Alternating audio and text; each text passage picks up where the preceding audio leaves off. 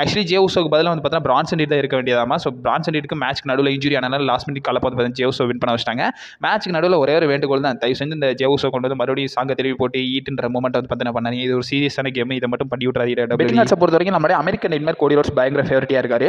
கோடி ரோட்ஸ்க்கு அப்புறமா ராண்டி ஆர்டன் பார்த்தீங்கன்னா இருக்காரு. இந்த இடத்துல அண்டர் டாக்னு பார்க்கும்போது ட்ரிக் வில்லியம்ஸ் தான் பயங்கர அண்டர் டாக் வந்து பார்த்தீங்கன்னா இருக்காரு. ட்ரிக் வில்லியம்ஸ், ஜே உசோ இவங்க எல்லாருமே பார்த்தீங்கன்னா அண்டர் டாகாக தான் இருக்காங்க. என்னோட ப்ரெடிக்ஷனில் ஜே உசோ, ட்ரிக் வில்லியம்ஸ், ஜீவன் ஈவன்ஸ் இவங்க வின் பண்ணுறதுக்கான பாசிபிலிட்டிஸ் இல்லை.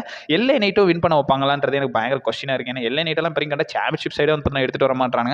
எல்ஏ நைட்டை வின் பண்ண வைக்கலாம், வின் பண்ணால் அவருக்கு வந்து பார்த்தீங்கன்னா டிசர்விங்காக இருக்கும். நான் அக்ரி பண்ணிக்கிறேன். பட் இருந்தாலும் டபிள்யூ வின் பண்ண வைக்க மாட்டேன். என்னோட ப்ரெடிக்ஷனில் இந்த இடத்துல வந்து பார்த்தீங்கன்னா கோடி ரோட்ஸ் இல்லைனா ராண்டி ஆர்டன் சைடு போவாங்கன்னு நினைக்கிறேன். அண்ட் ஆல்சோ இந்த இடத்துல வந்து பார்த்தீங்கன்னா நியூஸஸ் என்ன கன்ஃபார்ம் பண்ணியிருக்காங்கன்னா, ஸோ ட்ரூ மேக்கினர் அவரோட அன்டிஸ்பியூட்டட் டைட்டில் மல்டிபிள் மேன் மேட்சஸில் தான் வந்து பார்த்தீங்கன்னா கம்ப்ளீட் பண்ணுறதுக்கான பாசிபிலிட்டிஸ் இருக்குது. ரெஸ்ல்மேனியாவில் ஒரு மல்டிபிள் மேட்ச், ஒரு ஃபேட்டல் 4-வேயோ 5-வேயோ இல்லைனா ஒரு 6-வே மேட்ச் அந்த மாதிரி தான் வந்து பார்த்தீங்கன்னா புக் பண்ணுறதுக்கான பாசிபிலிட்டிஸ் இருக்குன்றத ஒரு சில நியூஸஸ் வந்து பார்த்தீங்கன்னா வந்திருக்காங்க. ஏன்னா அதெல்லாம் பண்ண முடியும். ஏன்னா இந்த இடத்துல வந்து பார்த்தீங்கன்னா இவங்க வந்து கோடியை புக் பண்ணாலும், கோடியை வின் பண்ண வச்சாலும் சரி, ராண்டியை வின் பண்ண வச்சாலும் சரி, ஆல்ரெடி இந்த மேட்ச் பல தடவை வந்து பார்த்தீங்கன்னா டபிள்யூல நடந்துச்சு.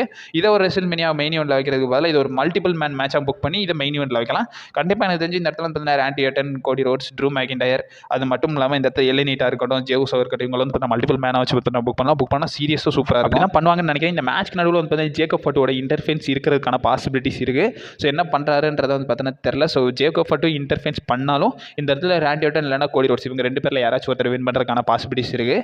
இதான் என்னோட ப்ரெடிக்ஷன். ரெண்டு பேரில் யாராச்சும் ஒருத்தரை ஃபில்டர் பண்ணி சொல்லணும்னா கோடி ரோட்ஸ் சைடு போகிறேன். கண்டிப்பாக கோடி ரோட்ஸ் வின் பண்ணுறதுக்கான பாசிபிலிட்டிஸ் இருக்குது.